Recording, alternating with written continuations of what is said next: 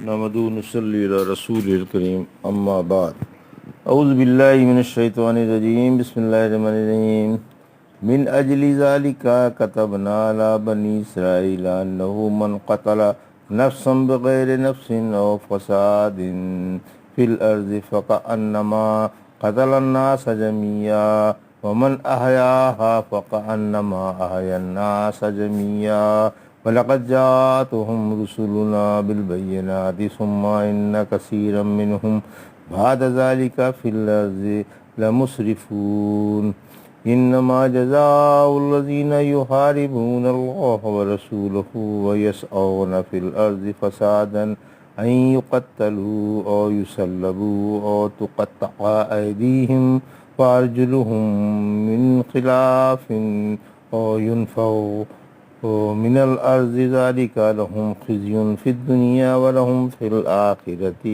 عذاب عظيم إلا الذين تابوا من قبل أن تقدروا عليهم فاعلموا أن الله غفور رحيم۔ ابھی آپ نے سورہ مائدہ کی آیت 32 سے 34 کی تلاوت سماعت فرمائی۔ ان آیتوں کا ترجمہ اور تفسیر اس طرح ہے۔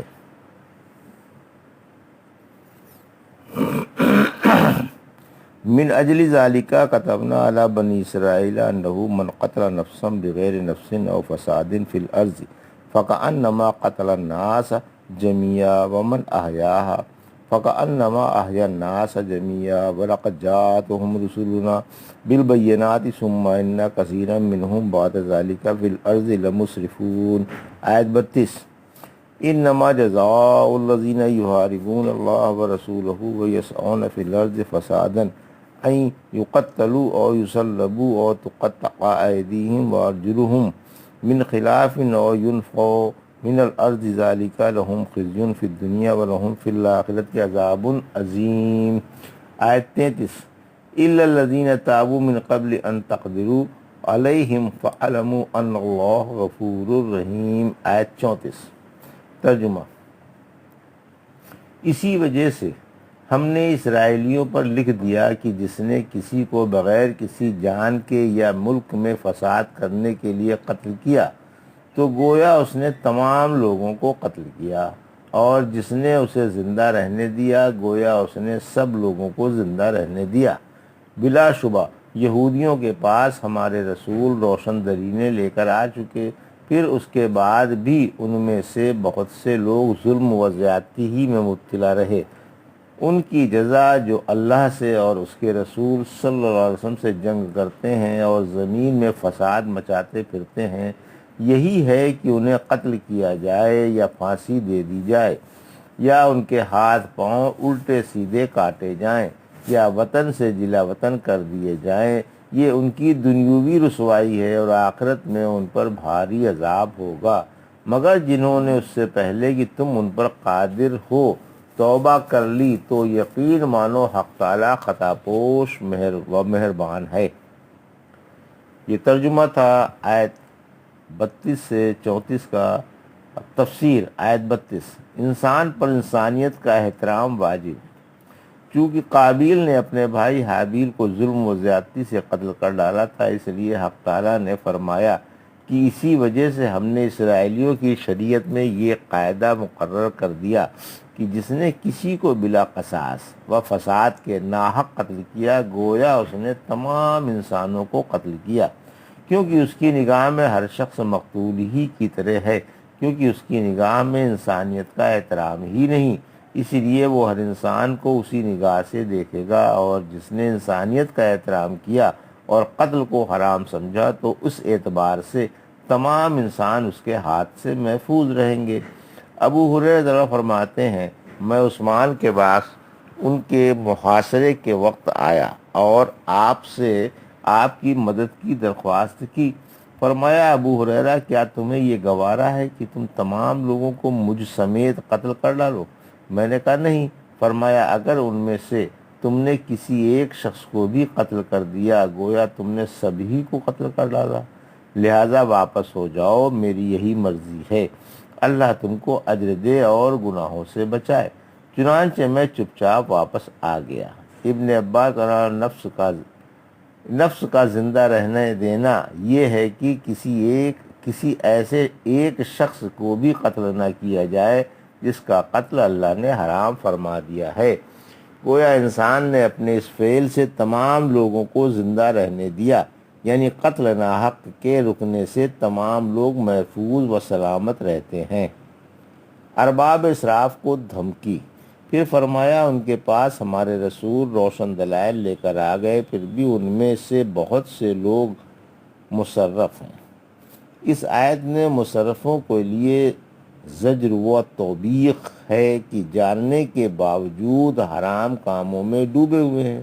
یہ حالت بنی قریظہ، بنی نذیر اور بنی قینقاع کی تھی جو مدینے کے آس پاس بستے تھے۔ یہ جاہلیت میں اوس و خزرج کے حلیف تھے اور ان کی طرف سے جنگ کیا کرتے تھے۔ پھر جب لڑائی ختم ہو جاتی تو قیدیوں کو فدیہ لے کر چھڑا لیتے تھے اور مقتولوں کی دیت بھر دیتے تھے۔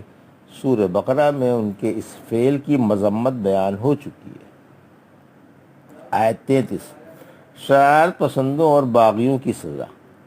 محاربے کی آیت کفر پر، راستے کی لوٹ مار پر، راہ کو خوفناک بنانے پر، فساد پر اور کئی قسم کی شرارتوں پر صادق آتی ہے۔ یہاں تک کہ چوری ڈکیتی اور روپے پیسے کا لوٹنا بھی زمین میں فساد مچانا ہے۔ حق تعالیٰ نے فرمایا سورہ بقرہ کی آیت 205 میں، اور جب واپس ہوتا ہے تو زمین میں فساد مچانے کی اور کھیتی کو اور جانوروں کو برباد کرنے کی کوشش کرتا ہے، اور اللہ فساد کو پسند نہیں فرماتا۔ محاربے کی آیت کا شان نزول۔ یہ آیت مشرکوں کے بارے میں اتری، پھر جس نے اس سے پہلے کہ تم اس پر قادر ہو توبہ کر لی تو اس پر کوئی راہ نہیں۔ یہ آیت مسلمانوں پر حد جاری ہونے سے نہیں روکتی۔ اگر کوئی مسلمان کسی کو قتل کر دے یا فساد مچائے یا اللہ سے اور اس کے رسول صلی اللہ علیہ وسلم سے جنگ کرے اور کافروں سے جا ملے تو یہ آیت اس پر حد جاری ہونے سے مانے نہیں ہے۔ عہد رسالت صلی اللہ علیہ وسلم میں سخت ترین سزا۔ انس بن مالک فرماتے ہیں قبیلہ عقل کے 8 آدمی رسول اللہ صلی اللہ علیہ وسلم کے پاس آئے اور آپ کے ہاتھ پر اسلام کی بیعت کی، لیکن مدینے کی آب و ہوا ان کے ناسازگار رہی اور بیمار پڑ گئے۔ آپ نے ان کا حال سن کر فرمایا تم ہمارے چرواہے کے ساتھ مدینے سے باہر جنگل میں رہو اور اونٹوں کا دودھ اور پیشاب استعمال کرو۔ اونٹ کا دودھ اور پیشاب استسقاء میں مفید ہوتا ہے۔ چنانچہ یہ لوگ باہر چلے گئے اور وہاں اونٹوں کا دودھ پی کر خوب موٹے تازے اور تندرست ہو گئے۔ اب انہوں نے چرواہے کو بھی قتل کر ڈالا اور اونٹ بھی ہکا کر لے گئے۔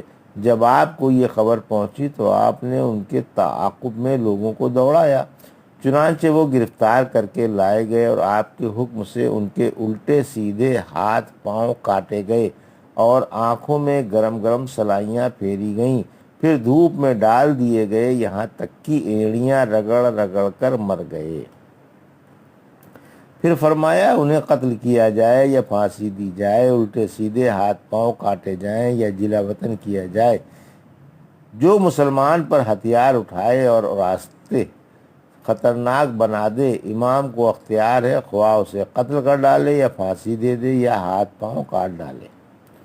پھر فرمایا یا انہیں جلا وطن کر دیا جائے، یعنی ایسے لوگوں کو گرفتار کر کے ان پر حد قائم کی جائے، یا وہ دارالاسلام سے غائب ہو جائیں، یا انہیں شہر در شہر بھیجا جاتا رہے، یا دارالاسلام سے بالکل ہی نکال دیا جائے، یعنی شہر بدر کر دیے جائیں یا حد و سلطنت سے نکلوا دیے جائیں۔ کیا محاربے کی آیت مشرکوں کے بارے میں اتری؟ پھر فرمایا کہ یہ قتل و پھانسی اور ہاتھ پیروں کا کاٹا جانا اور جلا وطن کرنا دنیوی زندگی میں رسوائی اور ذلت کا سبب ہے، اور اللہ نے قیامت میں ان بدماشوں کے لیے جو بھاری عذاب تیار کر رکھا ہے وہ اس کے علاوہ ہے۔ مسلم میں عبادہ بن صامت رضی اللہ تعالیٰ کا بیان ہے کہ رسول اللہ صلی اللہ علیہ وسلم نے وہی عہد ہم سے لیا جو عورتوں سے لیا تھا کہ ہم اللہ کے ساتھ کسی کو شریک نہ کریں، نہ چوری کریں، نہ زنا کریں، نہ اپنی اولاد کو قتل کریں اور نہ کوئی کسی پر بہتان باندھے۔ پھر جس نے تم میں سے اس اقرار کو پورا کر لیا اس کا ثواب اللہ دے گا، اور جو ان میں سے کسی گناہ کا مرتکب ہو گیا پھر اس پر حد جاری ہو گئی تو وہ اس کے لیے کفارہ بن جائے گی، اور جس کے عیب پر اللہ نے پردہ ڈال دیا اس کا معاملہ اللہ پر ہے، اگر چاہے تو سزا دے اور چاہے تو معاف کر دے۔ حد کفارہ گناہ ہیں۔ رسول اللہ صلی اللہ علیہ وسلم نے فرمایا جس نے دنیا میں کوئی گناہ کیا پھر اسے اس کی سزا دے دی گئی تو حق تعالیٰ اپنے بندے کو دوسری بار سزا نہیں دے گا، کیونکہ یہ انصاف کے خلاف ہے، اور اللہ بڑے انصاف والا ہے۔ اور جس کے گناہ پر اللہ نے پردہ ڈال دیا اور اسے معاف فرما دیا تو اللہ جو چیز معاف کر چکا اس پر سزا نہیں دے گا، کیونکہ وہ اس بات سے بزرگ تر ہے۔ آیت 34 کیا توبہ کے بعد قتل و پھانسی اور ہاتھ پیر کا کاٹنا مشرک سے بھی ساقط ہے؟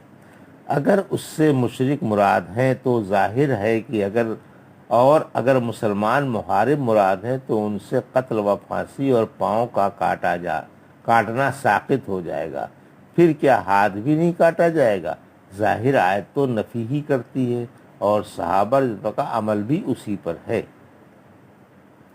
ایک ڈاکو اور علی کا واقعہ۔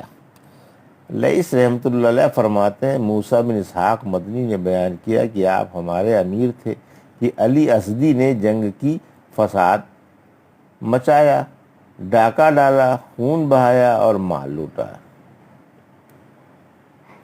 اماموں نے اور لوگوں نے اسے پکڑنا چاہا مگر کسی کے ہاتھ نہیں آیا، آخرکار خود توبہ کر کے آ گیا۔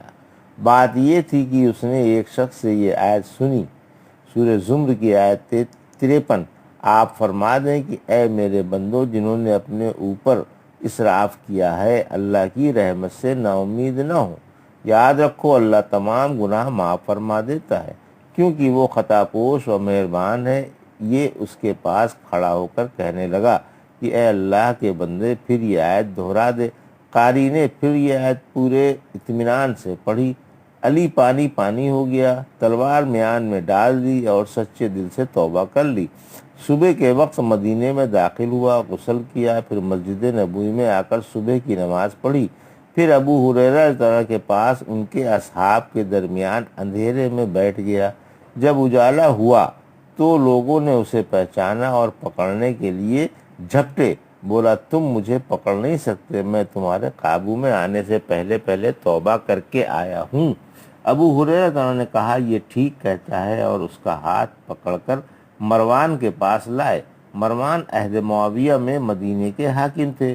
ابو ہریرہ رضی اللہ عنہ نے ان سے کہا یہ علی ہے اور توبہ کر کے آیا ہے، اب تمہارے لیے اس پر کوئی راہ نہیں اور نہ یہ قتل ہی کیا جا سکتا ہے۔ چنانچہ وہ ہر بات سے چھوٹ گیا۔ توبہ کر کے علی اللہ کی راہ میں جہاد کرنے کے لیے سمندر کے سفر پر روانہ ہوئے۔ آپ کی کشتی سمندر میں جا رہی تھی کہ سامنے رومیوں کی چند کشتیاں آئیں۔ علی اپنی کشتی سے کود کر ان کی ایک کشتی میں جا پہنچا اور تلوار سونت لی۔ رومی ان سے ڈر کر سب کشتی کے دوسری طرف ہو گئے، کشتی الٹ گئی اور سب کو لے کر ڈوب گئی، ان کے ساتھ آپ بھی ڈوب کر درجہ شہادت پر فائز المرام ہوئے۔ انا للہ و انا الیہ راجعون۔ یہ تھا ترجمہ اور تفسیر سورہ مائدہ کی آیت 32 سے 34 کا جو ابھی آپ نے سماعت فرمائی۔ بارک اللہ لی و لکم فی القرآن الحکیم ونفعنا ایاکم بآیات الذکر الحکیم۔